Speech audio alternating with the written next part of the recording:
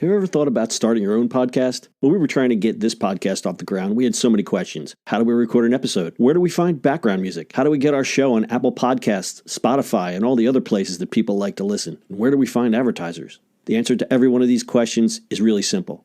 Anchor. Anchor is a one-stop shop for recording, hosting, distributing, and monetizing your podcast. And best of all, it's 100% free and 100% ridiculously easy to use. Anchor makes it simple to get up and running. You can upload and schedule your podcast ahead of time. It publishes to all the major podcast platforms. You can easily check your stats. I could go on, but instead, why don't you go and get started? Go to anchor.fm/start to join the e-commerce minute and a diverse community of podcasters already using Anchor. That's anchor.fm/start. We can't wait to hear your podcast. It's the E-commerce Minute, your daily dose of e-commerce, tech, and retail news with your hosts, Bart Mraz and John Suter. The E-commerce Minute is a production of Sumo Heavy, a digital commerce consulting firm in Brooklyn, New York, and Philadelphia. Find us on the web at sumoheavy.com. It's the E-commerce Minute, episode 362. In today's episode, Italic, luxury goods without the labels. Would you buy high fashion items without the showy label? New luxury goods startup Italic hopes you will. Italic is betting big that consumers might be more interested in the quality and design rather than the showy label and brand name. Italic launched their factory-to-consumer showroom to give shoppers access to factories making products for luxury brands. In the traditional model, retailers will buy products at factories, then sell them at a markup. Italic breaks that mold and lets the factory sell directly to the consumer. Italic provides the sales platform for the factories and generates revenue via a cut of each sale. Italic sells these items at a fraction of the retail cost. Founder Jeremy Kai calls his startup the real version of direct-to-consumer. The startup has partnered with the 15 factories that produce goods for brands like Gucci, Prada, and Louis Vuitton. Italic is membership-based. For $10 a month, members are eligible to purchase 2 luxury items per month. The savings of some items are substantial. A leather tote from a Celine manufacturer that lists for $3,000 goes for $145. The factory that makes Essilor Luxottica glasses that you would retail for $175 will only set you back $70. And the factory that works with J Brand is selling a leather coat for $425, which normally sells a J Brand for $990. Traditional luxury goods are associated with fancy labels and brand names, so going brandless in this high-dollar category might take some consumer education to break through the brand barrier. Italic. Would you buy a Ferrari that looks like a Ferrari but has Yugo as a symbol on it? Well, it would have no symbol. See, this is the big risk here. This is the thing about luxury goods. Luxury goods are based on that nameplate. Exactly. What makes a Gucci bag?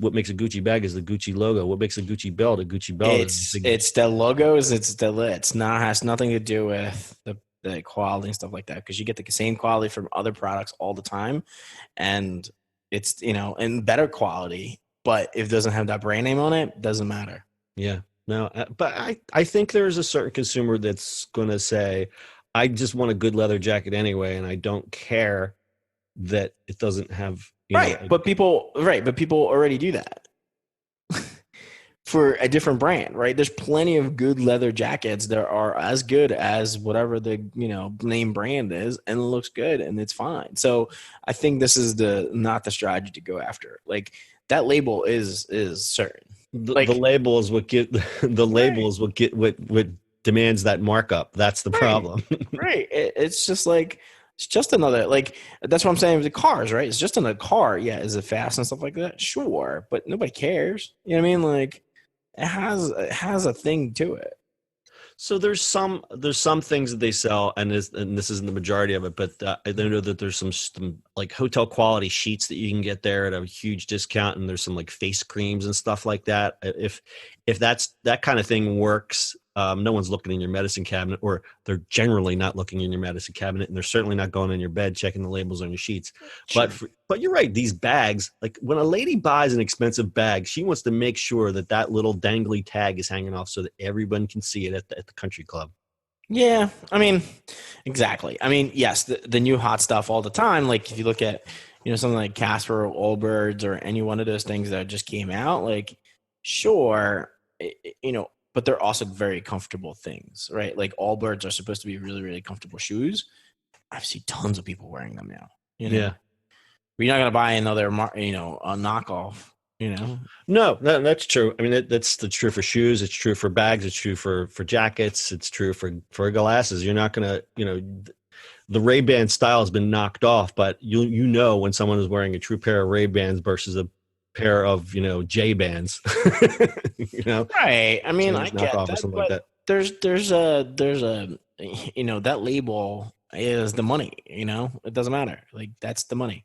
Yeah. Well, and then that's what they call social capital. Like if you have something with a brand on it, it's like, oh, he can afford this, so maybe he's like this person up with this status, and it's all about status. It's really shallow, but that's just the way. It's not shallow. It's just consumerism. That's what it is. Consumerism. So there's that. I guess it remains to be seen on this one. I think the jury's out. I don't know. I know you're giving it a meh. I give it a thumbs in the middle. I don't give it a thumbs up, but give it a thumbs in the middle. I don't wish him any bad luck, but I don't know. I just don't know. That's the brand names, man. That's a weird weird place to tread. Yeah, I don't like it. Yeah, I mean, hey, they could prove us wrong. We'll find out in 6 months or a year, whatever. All right, you got anything else? Nope. All right, that's your e-commerce minute for today. Full show notes are at ecommerceminute.co. We'll see you on the internet tomorrow. That's it for today's show. If you like the show, do us a favor and subscribe, or leave us a review on iTunes. And don't forget, you can now listen to the e-commerce minute on your Amazon device. Just add e-commerce minute to your flash briefing. And finally, if you have a comment or suggestion, or just want to say hi, find us on social media at Sumo Heavy.